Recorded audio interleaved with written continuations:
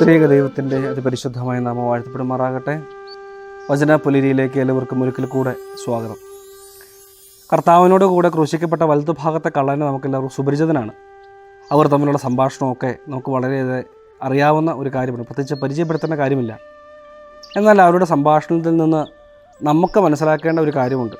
അല്ലെങ്കിൽ യേശു ക്രിസ്തു അവനോട് പറയുന്നൊരു കാര്യം, അത് എന്നോടും നിന്നോടുമായിട്ട് പറയുന്നൊരു കാര്യമാണ്. അത് ഇപ്രകാരമാണ്. ലൂക്കോസ് എഴുതിയ സുവിശേഷം 23-ാം അധ്യായം 42-43 തിരുവചന ഭാഗങ്ങൾ. വലതുഭാഗത്തെ കള്ളൻ യേശുവിനോട് പറയുകയാണ്, യേശുവേ, നീ നിൻ്റെ രാജ്യത്തിലേക്ക് പ്രവേശിക്കുമ്പോൾ എന്നെയും ഓർക്കണമേ.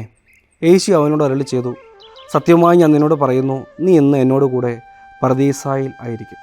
പ്രിയമുള്ളവരെ, വലതുഭാഗത്തെ കള്ളനോട് യേശുക്രിസ്തു പറയുകയാണ്, ഇന്ന് മുതൽ നീ എന്നോട് കൂടെ വലതുഭാഗത്ത് പർദീസ അനുഭവത്തിലേക്ക് നീ പ്രവേശിക്കുകയാണ്. പലപ്പോഴും മരണത്തെ ഭയപ്പെടുന്നവരാണ് ഞാനും നിങ്ങളും. ഇനിയും അനേകം കാലം ഇവിടെ ജീവിക്കണമെന്ന് ആഗ്രഹിക്കുന്നവരാണ്. മരണമെന്ന് പറയുമ്പോൾ എല്ലാവർക്കും പേടിയാണ്. എന്നാൽ പ്രിയമുള്ളവർ, യേശുക്രിസ്തു പറയുകയാണ്, നീ മരിച്ചാൽ എന്നോട് കൂടെ, കർത്താവിനോട് കൂടെ പർദീസ അനുഭവത്തിലേക്കാണ് നിന്നെ ക്ഷണിക്കുന്നത്.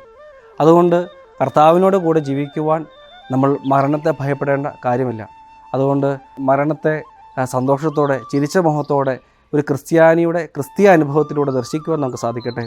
മരിച്ചാൽ അത് പത്രോസപ്പോസ്തലൻ പറഞ്ഞതുപോലെ, ഞാൻ നല്ല പോർ പൊരുതി ഓട്ടം തികച്ചു, ജീവൻ്റെ കിരീടം എനിക്കായി കാത്തിരിക്കുന്നു എന്ന് പറയുന്നത് പോലെ പ്രത്യാശയോടെ ജീവിക്കാൻ നമുക്ക് സാധ്യമായി തീരട്ടെ. എല്ലാ അപ്പോസ്തലന്മാരും രക്തസാക്ഷിത്വ മരണം പ്രാപിച്ചപ്പോൾ അവർ പുഞ്ചിരിയോട് കൂടെയാണ് അതിനെ നേരിട്ടത്. മരണഭയം അവരിലില്ലായിരുന്നു. എന്നാൽ ഇന്ന് നമുക്ക് മരണഭയം നമ്മൾ പിടികൂടിയിരിക്കുകയാണ്.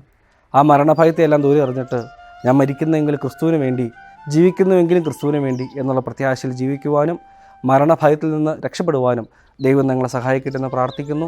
പിതാവിൻ്റെയും പുത്രൻ്റെയും ജീവനുള്ള പരിശുദ്ധ രൂഹയുടെ നാമത്തിൽ തന്നെ ആമേൻ.